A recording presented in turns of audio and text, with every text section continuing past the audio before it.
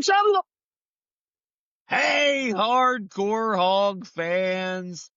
Welcome to an abbreviated version of Prediction Thursday.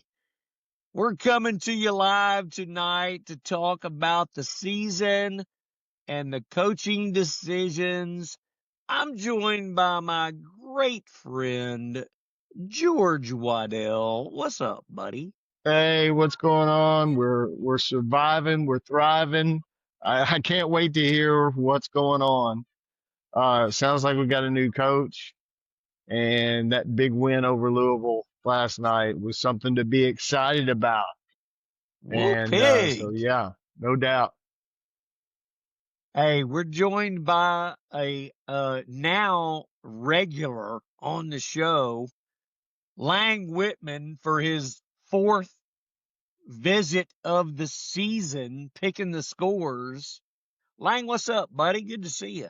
I echo George's sentiments. Great game last night. Nice to lead wire to wire, not have to really sweat anything out. The couple losses the Hogs had in basketball, couldn't finish in the last 5 minutes. Good to see they had that fixed a little bit last night at home. We can get that fixed going on the road. It's going to be a big year. Yeah, that was a nice little win for me. I had the Hogs and the over last night, Snuck that and in there, like. that worked out beautifully for me, and probably Lang as well. But hey, let's kick it off and talk about this season just a little bit. I mean, the first thing I want to talk about, and I don't want to get too far ahead of ourselves, but I do want to kind of review the season just a little bit. We jumped out there 2-0 and then ran into some serious roadblocks. And albeit I was the one picking us to be 4-0 before we got to Notre Dame. So I will digress, but I will explain once we talk about it. But once we got to Ole Miss and Memphis and Notre Dame, it started unwinding very quickly. Lang, I know you got a lot to say about it, but Yeah. I want to hear from you first on where did the wheels come off the train? To me, the wheels came off the train when we fumbled at the 9, 8, 7, whatever yard line it was at Memphis. It wasn't the Ole Miss game. That was a game where, yes, we could have won. I mean, people remember the fumble, but it's not guaranteed that we were going to score there. We needed a touchdown. We were inside the 30, maybe even at the 20-yard line. But that's not a given that we were going to get a touchdown there and win the game. And even if we did, there was going to be enough time left for Ole Miss to move the ball because there was still maybe between 2 and 3 minutes left. So that's a game we could have won. I won't say that's the game we should have won. I think that the Memphis game really, really hurt all the way around. They went into that game expecting to win, had a big lead. We're in position to win the game, to kick a field goal on the last play, and could have taken a knee and just let the clock run out and kick the field goal, decide to run a play, you fumble, and they never recovered from that going into the Notre Dame game the next week. Yeah, and it was so it was really basically, I mean, fumbles at Ole Miss 41-35. Then we get to Memphis, like you said, and made that a heartbreaker at 32-31. I mean, that was that was tough to swallow. And now here we are 2-2 going into Notre Dame. And honestly, I mean, in my opinion, we just had a lot less confidence than what we would have had at 4-0. And we were that close. We were what, 3 fumbles away from 4-0. But if we'd have gone into Notre Dame, I think at 4-0, I don't think, maybe Notre Dame beats us. I'm not sure. But I don't think it would have been a 56-13 game at all. And then, you travel down the road, you go to Tennessee, and another, classic Arkansas one-score game, 34-31. We do A&M 45-42. Auburn 33-24. I'm jumping ahead, but at the end of the day, George, I mean, you watched the same games that I did, and you and I were even on the phone during some of these games. I mean, what are your thoughts on these one-score games where we literally could have been? I mean, we're a 2-10 team. We literally could have been a 10-2 team without too much problem. Well, it became apparent that our defense just wasn't measuring up. And what we saw was a complete change in the middle of the season after, I guess, a disastrous job of recruiting defense. Well, I mean, we had offense. That was obvious. We moved the ball on just about everybody in the conference. But when you lose close games, it's because you don't have a defense that's stacked and ready to play in the fourth quarter. We were always gassed. We just didn't have it in the fourth quarter. And that's why you lose football games. That along with, I think Lang said it best, we're not good enough to make mistakes and win football games. We're 1 to 2 to 3 elite players away from being above average football team. We just didn't have it this year on defense, especially. I talked about defense all season long. I think it was the only thing that Lang and I agreed upon was the fact that our defense just totally freaking sucked. And we might have disagreed on where and what parts it sucked, but I always thought we had great D-backs and pretty good linebackers. I always said our defensive line was terrible, and that's where it all starts. And so doesn't matter where it was. Yeah, our defense was a part of the problem.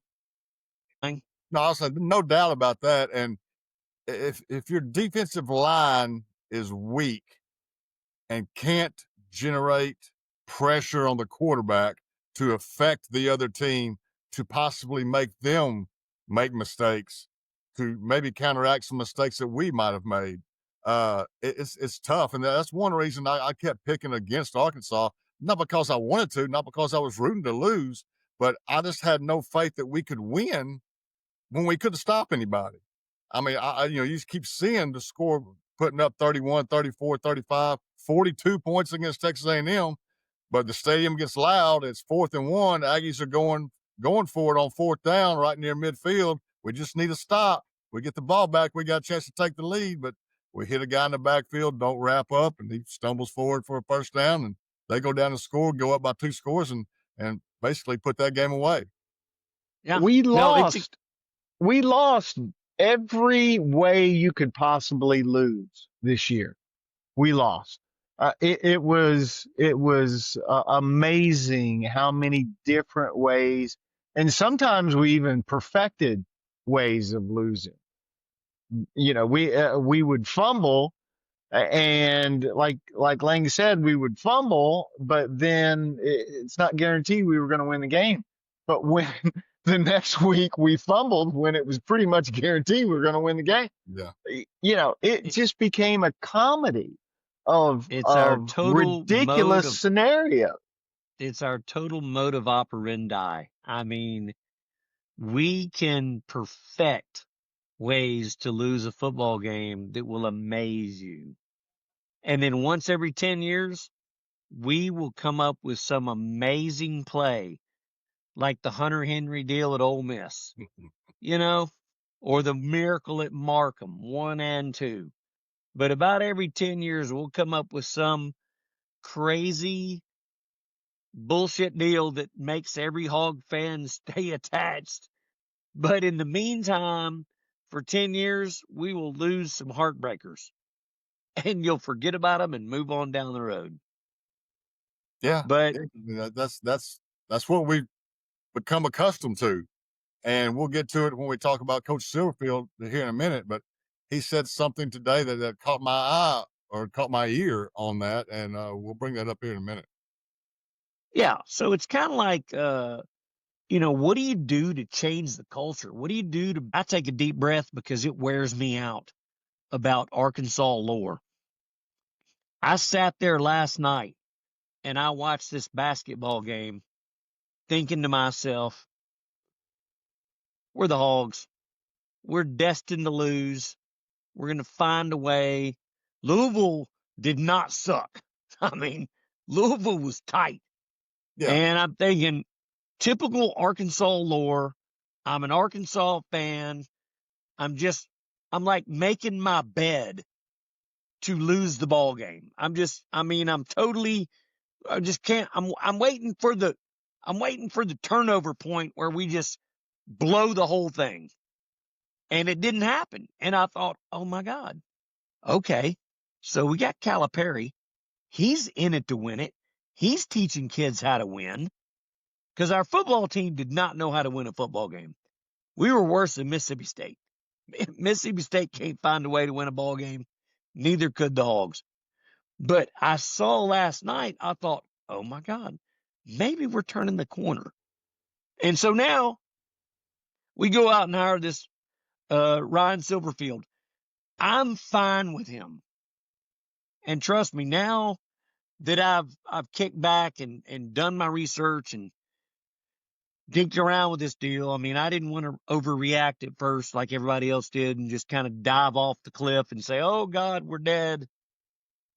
I'm looking at this whole, Golish versus Silverfield coaching scenario. I'm good with either one of them. I think that I think Silverfield's going to do a fine enough job. Looks like he's come in right off the bat and hit the ground running.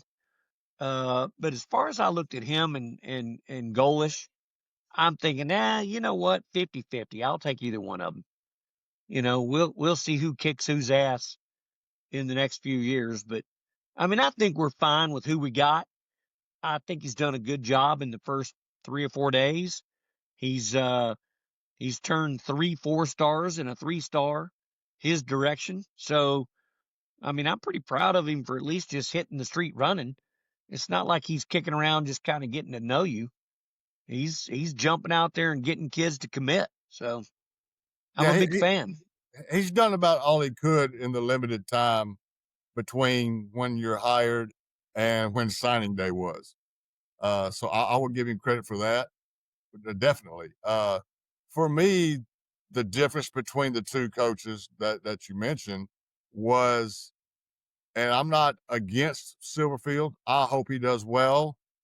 I have some doubts, but my deal was with Golis was he had built up a team from 1-11 when he took over up to 9-3 this year in 3 seasons. Never had a losing season despite taking over a program that was 4-29 the last 33 games when he got there. Meanwhile, Silverfield took over for Mike Norvell when he left for Florida State, and they had won the Western Conference of the American the last 3 years. They were 19-5 in conference the 3 years before he took over. And in the 6 years since, he went 27-21 in conference, never finished above third in the conference, all the while having one of the 2 biggest NIL resource packages in the league.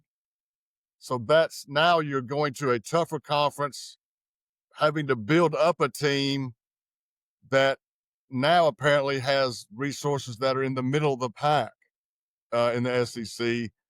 And you lost your FedEx money. Yes, I mean he's got a big task in front of him. Let's just say that he didn't do bad at Memphis. I'm not saying that at all. I'm saying I wish he had done better with what I think the resources that he had and the team that he took over versus the Golish. But that Golish stuff's history. He's at Auburn now. We got Silverfield. We got to move forward. That's right. That's right. We got to work with who we got. And I do give the guy credit for, jumping right in and getting stuff done in the first few days. I think he's kept some in-state kids that have been a good start as far as kind of flipping fans, because right now I think Silverfield's biggest deal is he's got to flip fans. I mean, right now, and I haven't been listening to the radio. I don't usually listen to the radio because I draw my own opinions, but I can imagine that your average everyday, Joe fan is pretty pissed off that we settled for what would be considered second or third best. And I get that. But at the end of the day, the guy's got a decent enough resume. He's a pretty good coach, and I'll give him a shot at it. I don't think it's a Chad Morris type deal No, or a John L type deal. I'm not gonna go that direction like some people are, but you got your average Joe fan that's just not happy. And this guy's done a pretty good job in the first 4 days of trying to flip the average Joe fan. I think Silverfield's in a poor spot right now because most of the anger that on social media or on the radio or whatever, I really don't think it's directed personally at him. Nobody has a real opinion of him yet. You can't unless you followed Memphis football. I think it's more toward Hunter, and it goes back to that speech at the Touchdown Club. I mean, he said stuff there that you might tell in a office setting or something. You can't tell the total fan base that's at the meeting or is listening to the meeting on the radio or whatever that you don't have this, we can't compete. I mean, that's just stuff you can't say that out loud to the fan base and expect to come out unscathed from that. That's just I'm not a smart guy, but I'm smart enough to know you can't say that and get away with it. And I think a lot of the anger is directed toward him, not necessarily towards Silverfield. Silverfield just kind of caught in the middle right now. And for that, I kind of feel bad for the guy because he's not going to get a chance to do any more than what he's already done. Spring practice can go great. You got fall camp and all that stuff. Until they get on the field, most people, maybe including myself, are going to hold out to see what this looks like. They're not going to buy in to any hype that you always see in the summer and gearing up for the games in the fall. The media will have all the hype machine going. But I think now most people might not quite buy into that like they used to until they see tangible results on the field. Yeah, that's a great point.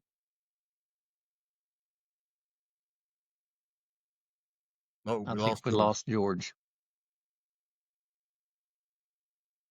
I think we lost him. That's all right. Well, hey, here's Go what ahead. I'll tell you. I'll tell you this for sure is that I don't think it'll have anything to do with Silverfield in the next 30 days. Once football No. totally unwinds, which is what it's doing now, we won't hear anything about football for the next 6 months. So the Maybe about great, transfer portal. Maybe about transfer portal, but that'd be about it. well, and maybe so. Yeah, you'll hear some. But I think at the end of the day, he's going to have a great opportunity to kind of just sit back and gather his team. He's going to be able to use the transfer portal. He's going to have a certain amount of money available to him. And this will all go on, but we won't, as a fan base, I'm talking about Joe fan base. Joe fan base will simmer down and we'll start talking about basketball, baseball Right. coming up, Hopefully, lots of other things to talk about while Silverfield's trying to build his team, and reach his kids and not have a lot of pressure put on him as far as everyday fans just wearing his ass out about something. You know what I mean? yeah, and that might be the best thing that could happen. Just kind of let him go about his business. Let the players go about their business. We bring in whoever we bring in the portal. I know he said in the press conference today that his first order of business was the guys on the team. He's talked to all of them. I imagine some of them will end up making a decision to leave. KJ Jackson was there today, said that he's staying. Quincy Rhodes was at the press conference and he said he's staying. Sounded like that those two might be the leaders on each side of the ball the way they were talking. So you got to start out. He talked about building back the culture of what he wants it to be like, and those were look to be the building blocks of what he wants to use. And one other thing that I thought was really caught my eye or ear in the press conference today was, and this is a kind of a paraphrase on Coach Silverfield, but he said the losing mentality has to go. And that's the one thing I took away from, I think it was a 55-minute press conference. I listened to maybe 45, 50 minutes. So that's the main thing I got, that he already knows that that's there or has been told that that's there. And that's going to be that's a monumental task to change that. We mentioned basketball a little bit, and I've said this now for a while. And as the years go by, and we see all the crazy stuff that happens and how we lose games in multiple sports, that my appreciation was always high for Nolan Richardson, but it was never high enough looking back now, because he did not give a rip about any of that. He refused to give in to any of that. The team did not give in to any of that. The team always found a way. And for that, that's one of the greatest. Obviously, you win a national title, but I mean, that job that he pulled off while he was here, 3, 5, 4, 6 years, and blah blah blah. That maybe it didn't end the right way, whatever, but he got to the mountaintop his way, and he didn't give a damn how he did it or what anybody said. And that's what it's going to take at Arkansas to get past some of this stuff, especially in football. Well, and there's something that Lewis said after watching him at the basketball game is, he's enthusiastic, he's young, he's, energetic, and he was down there interacting with the basketball fans and, kind of just being rah rah. And we've been missing that. I mean, we had old, Uncle Joe, and we never felt like we were the meanest team on the field. And Yeah. I really think that you know just the whole attitude about Razorback football does need uh a complete cleanse Yeah. in some way. And so hopefully this guy can come in and put a team together. Hopefully he can evaluate talent. Hopefully he knows what he's got and who he needs, and he's got pipelines into getting that, because Memphis, albeit, a other tier school, it's in a prime spot for players. Mhm. I mean, it's right in the middle of everything. So Memphis and Arkansas aren't that far apart as far as proximity. And I really think that with now a new budget and new priorities, kind of a fresh look at the piece of paper, that he can pull it off. Look what they did at Vanderbilt, for Pete's Yeah. sake. Look, Indiana, Well, look. Indiana as I've well. I've watched all of Silverfield's uh press clips. I've watched all the Hog Plus. They've been following him around since the day they hired him. I mean, it has been a marketing frenzy to try to get him out there. I mean, Hogs Plus has published more than they have. They published more in the last 4 days than they have in the last 6 months. And I've watched every one of them, and I'm pretty impressed with the guy. And funny enough, I've actually been watching the Auburn press releases with Golish, and Golish seems to be a little bit dorky to me. I mean, I am thinking now that our coach, Silverfield, is a whole lot cooler than Golish. He just seems to be a big dork. I mean, everywhere he goes in Auburn, he just looks uncomfortable. I mean, he went out to the field And he looked at the field like, oh my God. And then Silverfield went out to our field and looked at it like, this is my home. This is me. I got this. But I watched Golish look at Auburn's field like, oh shit, it's a big sumbitch out here. I mean, so I'm just saying, I'm not mad. I'm not sad that we didn't get Golish. That was my pick. It was Lang's pick too. But at the end of the day, this guy's growing on me. I've watched enough of his press conferences now that, he's a pretty cool dude.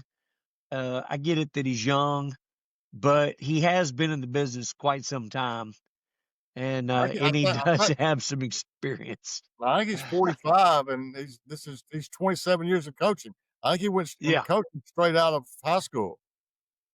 Well, he was coaching Adrian Peterson and Brett Favre back in the day in the pros. I mean, you can't beat that. I get it that he was young, but that's where you learn. But here's the deal. Perception is reality. I live in Hollywood. I know this for a certain. When he says he was coaching those guys, he might have been like bringing them wine. I mean, when you say you was in a movie with somebody and you just kind of stood in the background, that says two different things. I was in the movie with somebody, but I still don't take that away from him, because George, I saw you stand up out of the weeds and shoot an arrow and kill Al Pacino at the end of a movie. And not only right-handed, but I saw you stand up again and shoot him again left-handed and kill him in a movie. It was a 2-shot. Yeah. Took 2 shots. Hey, that's how you get your experience. Took 2. Took 2. I mean, a good shot. He's a tough guy. George Waddell shot Al Pacino with a bow and arrow. Let's get that straight. Yeah, it wasn't no gun. Are you fucking kidding me? Yeah. Hey, say hello to my little friend. Right. Look, then left-handed. Yep. So he did. So I am so glad. Yeah, I am so glad though, Rick, to hear you say that he is growing on you. And, yes, he is. And to hear the other part of that, because it is important that a coach is growing on you and not having that buyer's remorse. That shiny new toy that gets that you get home and isn't what you thought it was. Hey, now listen, I'm a pretty easy sell because I'll read the best into everybody. You talk about my devil on my shoulder, Lang Whitman over here. This guy to this side or wherever he is. He could be up here. Is he over there? He's somewhere. Lang is the devil's advocate on this whole thing. I'm easy to turn, and I'm starting to see the way of Ryan Silverfield. I get what he's all about, and I'm wishing the best for him. But then you got your Mr. Stat guy, wherever he is, and he's going to have a different opinion, and I can't wait to hear that because he's fixing to crush us on this deal. No, I mean, I don't want to be. I did not enjoy coming on here the times I did this year picking against Arkansas.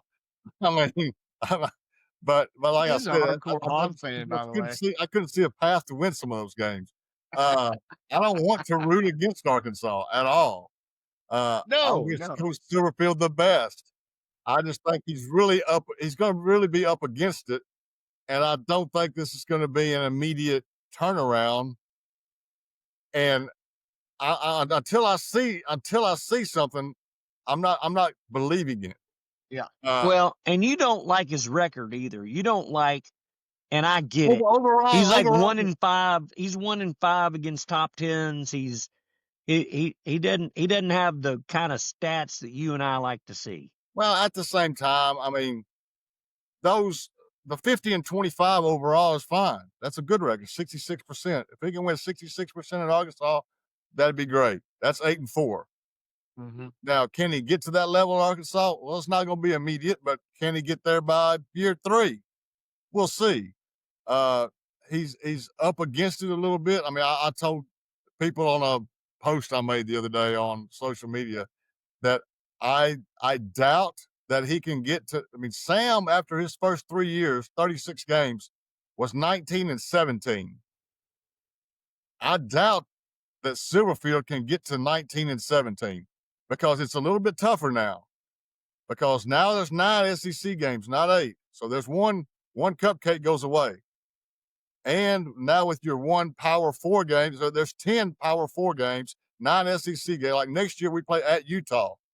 I don't think that's probably going to go well in the second game of the year, but maybe we'll see. You've only got 2 rental wins a year now, not 3 or 4, 3 like Sam had his year 2 and year 3. Now year 1 for Sam was different.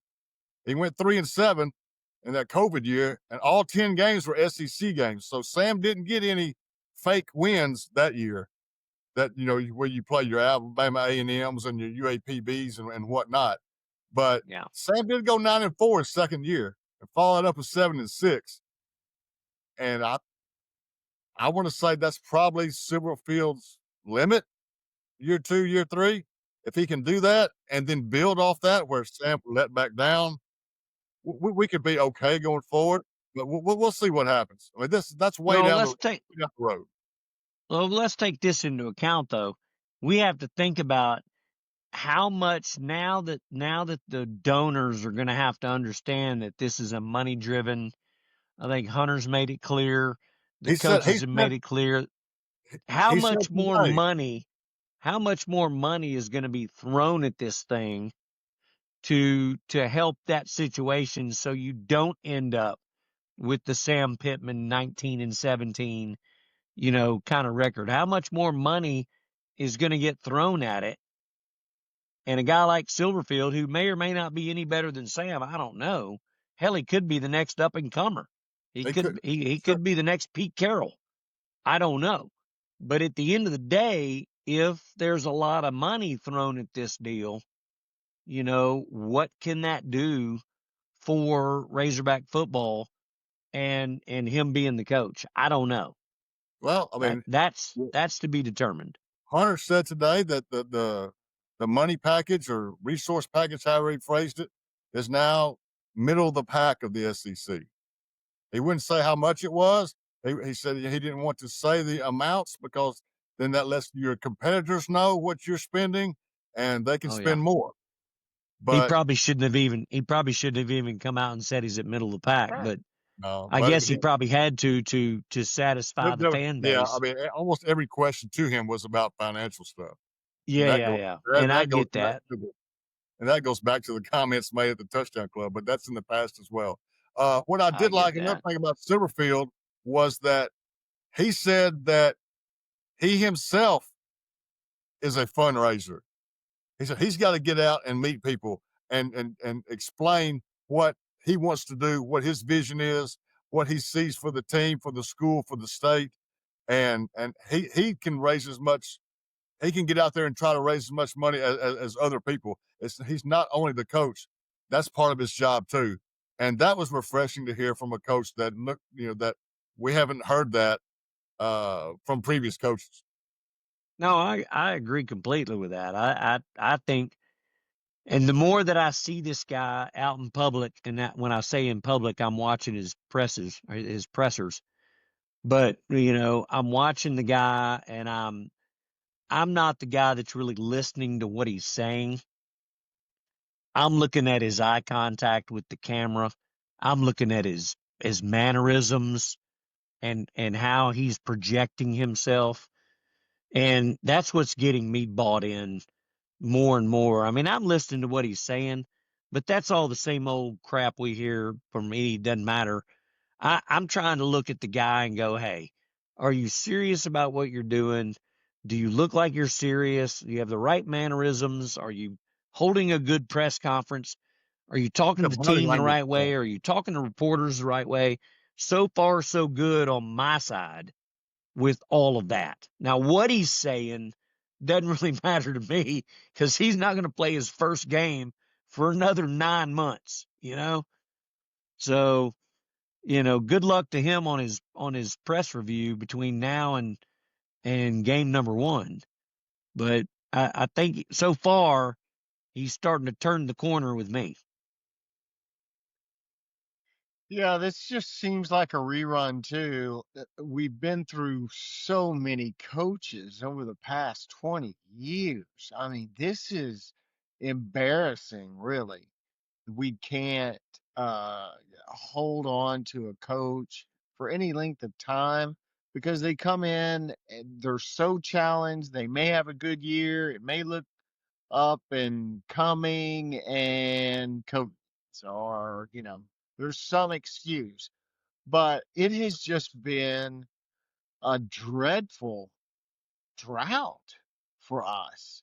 I And I know. don't know if I should say that it goes back to just being in the SEC itself because it is such a difficult place to play. I've said it once, I've said it 100 times.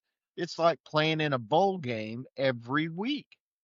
We Yeah. used hope to get to play somebody like LSU or Ole Miss in a bowl game at the end of the year, and here we play them every week. It's just a big challenge. I think we do though have the facilities now. If we have some financial backing, if that's the name of the game now, which it sounds like it is, it's going to be a race to the top. But then, you, just like all financial things, it's got to be sustainable. Mhm. It's got to make sense. You got to build a brand. You got to build a national brand of Razorback, and it can't be frickin' Gilligan's Island losing every week brand. It's got to be winning and being somebody that a team that other people can adopt, that they don't have their own team. They can adopt the Razorbacks because of, the way that we position ourselves in the Well, marketplace. like I started talking about, weeks ago in this whole coaching search thing. I mean, my number one guy was John Summerall. That was a guy I knew Franklin was all the way out. I mean, Franklin would be a pretty good hire maybe, but my guy was Summerall. I had Golish in the mix.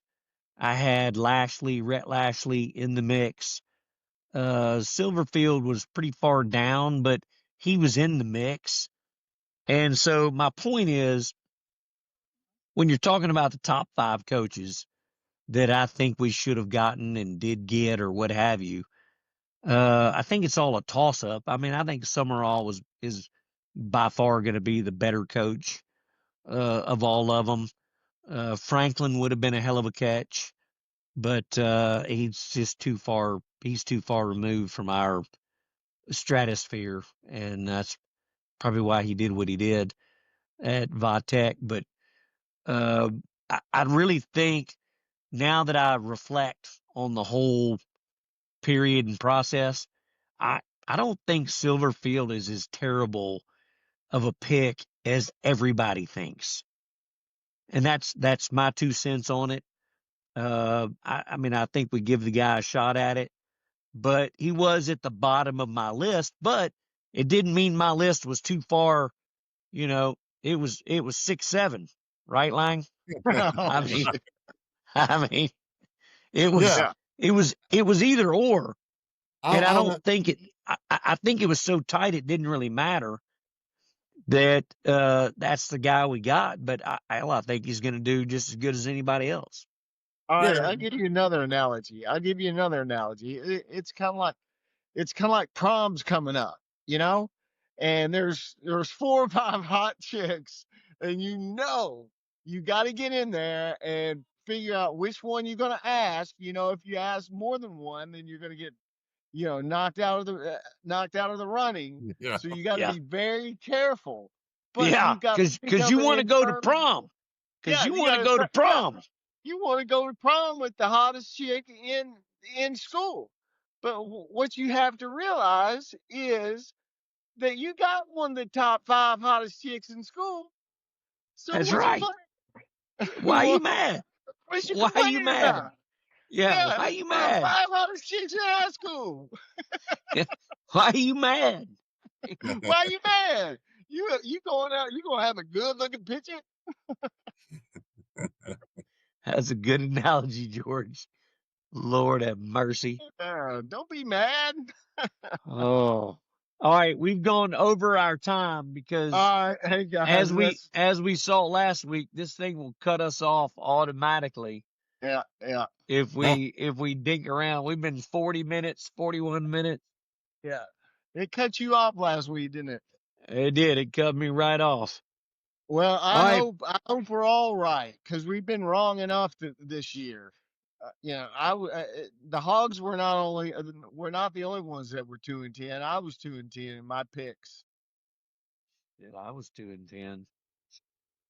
I don't know what Lang, you got any last words? Well, no, Lang, close it don't. out for us, would you, brother? When we meet again in August, September for a preview of the season, I'm going to guess that Las Vegas will have the season win total for Arkansas about 4.5. And I hope I'm confident enough to pick over 4.5 and not under. We don't need another 2-10, 3-9. No, we don't. We need to have the last game of the season, maybe for a bowl bid. How about that? There you go. Yeah, you that's me. That's me. I'm picking for a bull bid. That's it. Get a bowl bid. That'd be a great first year. It would. That would be. It'd be great first year. Yeah. All right, fellas. Enjoyed it. All right, check.